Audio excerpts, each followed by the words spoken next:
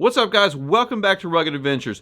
When I was wrapping up 2023, I really wanted to start improving on the equipment that I had, and especially the most important parts of any of my firearms, in my opinion, and that is the sighting systems that you have on here. Because it doesn't matter if you have an El Cheapo rifle like the Sanderson or a PSA, or you have a Daniel Defense, or you have a Knight's Armament, or any other type of weapon, without having some way to send the bullets accurately, be it iron sights, some sort of a scope-like optic, like an LPVO, or just a scope, or a red dot, or a holographic red dot, something like that. And so I set out to find a sight that I could use to replace all of these $40 budget deals. These are all from Leapers. These are UTGs.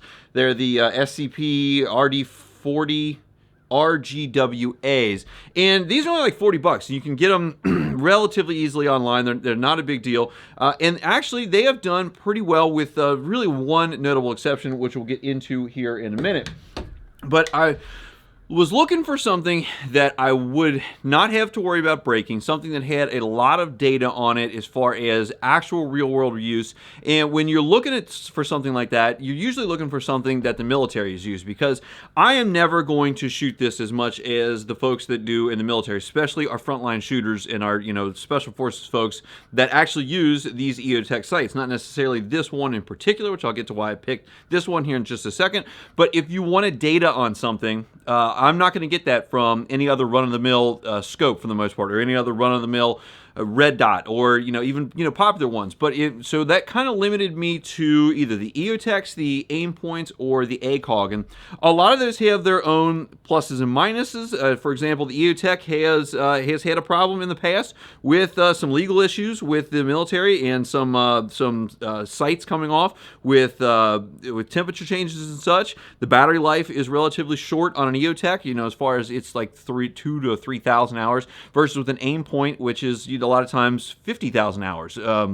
They have incredibly good battery life. With the ACOGs, you don't need a battery at all. It's solar powered, and it goes through their fiber optic system on there, and I think they have some battery backups for nighttime use. But those also are magnified 4x. That's just fixed magnification, and that's something that I was not looking for.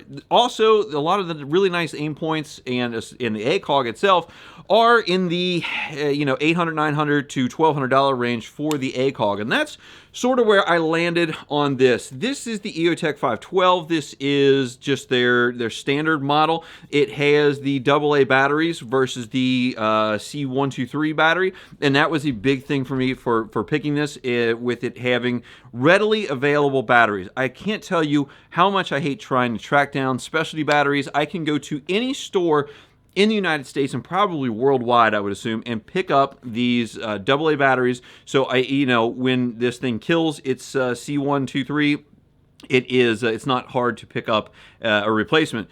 This one does not have the night vision function, and that's something that I really was kind of on the fence about, but I don't have any plans on running night vision for the foreseeable future, so I was kind of like, let's just kind of leave that be. This has a ton of in-country combat time. If I want any sort of data on this, as far as what the reticle can do, where to zero the rifle to, and how that affects the different points on the reticle, it's out there. That information is out there. People can tell me about it. It's incredibly durable. This is actually not where the lens is. This is an aluminum protective case that goes all around the lens, and it is it's incredibly durable. It's been combat tested. Even if the lenses and such are fractured because it's a holographic sight, it will still work. But the biggest thing that I liked about this is the reticle, and this is kind of hard to show on camera, so I'm going to just kind of point this over my back. If you guys are not familiar with the Eotech, if you've never played Call of Duty, if you have never seen one of these, it has the 1 MOA dot with the 68 MOA ring, if you can see it in there. It also has hash marks on the 90s around the ring, and that is a very nice feature. The 1 MOA dot is such a big departure for me from this little $40 cheapie. This has a 4 MOA dot, and I'll see if we can get that into the picture if it's on. It is on. I just got to find out where it is, and this probably isn't going to make any difference for you guys, but there it is right there. You may not be able to even tell the difference, but you can definitely tell the difference when you're shooting, because a 1 MOA dot, you know, for at 100 yards, 1 MOA is 1 inch. So when you're looking through this at a target downrange, it is only covering up 1 inch of area in a circle, because it's, you know, it's a dot.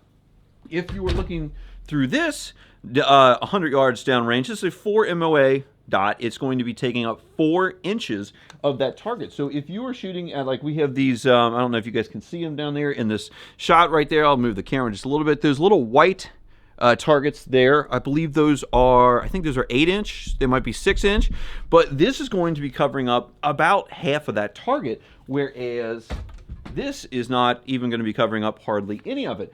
It gets better when you go out to longer distances. We have a 200-yard target out there, and when you have this on your 200-yard target, you're only going to be taking up 2 inches of that target. The most of it is going to be fully visible to you, no problem. Whereas with this, you're going to be taking up 8 inches of that target. And so if you have a smaller target out there, you know, at 200 yards, it's not terribly far, you're going to be obscuring quite a bit of it. Gets even worse if you're going to try to reach out to 300 yards. Again, you know, $40 optic may not be the thing to reach out to 300 yards, but this thing is very effective out to 300 yards. This rifle system, the AR-15, not necessarily even this one, but any AR-15 should be good to, you know, 300 yards with a good optic on it that's well sighted in. And at 300 yards, you're only obscuring 3 inches. With this one, 12 inches. So it starts becoming a real problem as you get out there. Now, I was mentioning this reticle. This is one of my favorite things about this optic. And there are other reticles that are similar, and there probably are clones out there that almost look exactly like it.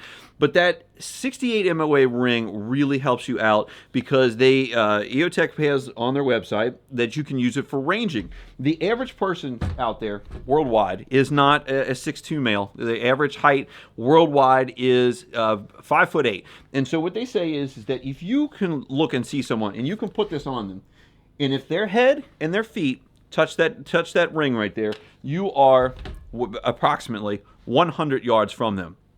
If it only takes up half of it, if it's from the dot to one of the sides of the rings, that is, they are 200 yards from you. If they're taking up 2/3 of the area between the center dot and the ring at any side, there are 300 yards. And I always remember the 2/3, 3 for 300 yards. And if they're only taking up half of that distance, they're at approximately 400 yards. And this can be a very good, easy range finding tool that you don't have to use a laser rangefinder. You don't have to have any type of knowledge of the terrain, so to speak. You know, we know that that's 200, but you may not if you've never been here. And so when you put that on there, you can know based on how you've zeroed your rifle, if you're using a 100-yard zero, if you're using a 50-yard zero, if you're using a 36-yard zero, how much holdover you might need to have. That will allow you to quickly range and use the data that you know about bullet drop with the particular rifle setup that you have, how far you need to go. Now this one, I sight these at 50 yards because I know that anything within 250 is basically going to be a center mass, and it will be a hit. That's because we're in Kentucky here, rolling hills. If we were out in Idaho or Montana or somewhere, they're, you know, out in the desert where there's flat ground, you might think about a 36-yard zero.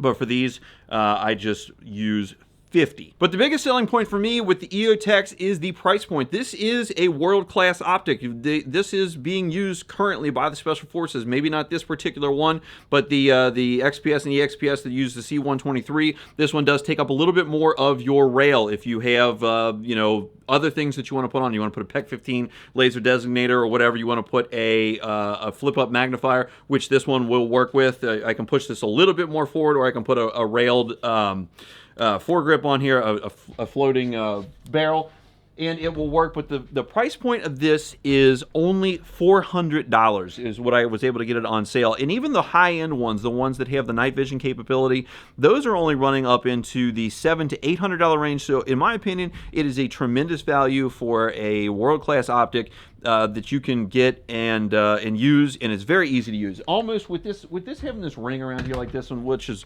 one of the things I like about it. It's almost like having an aimbot, where it just draws your eyes to the target to frame that target with the circle, put the dot on it versus just having a dot. Now, on the other hand, this little $40 optic, we have used these on 3 or 4 different rifles, especially ones that we're not going to be planning to shoot very long distance. This our range here is only 25 yards. The first target's there, so it doesn't have to be terribly exact.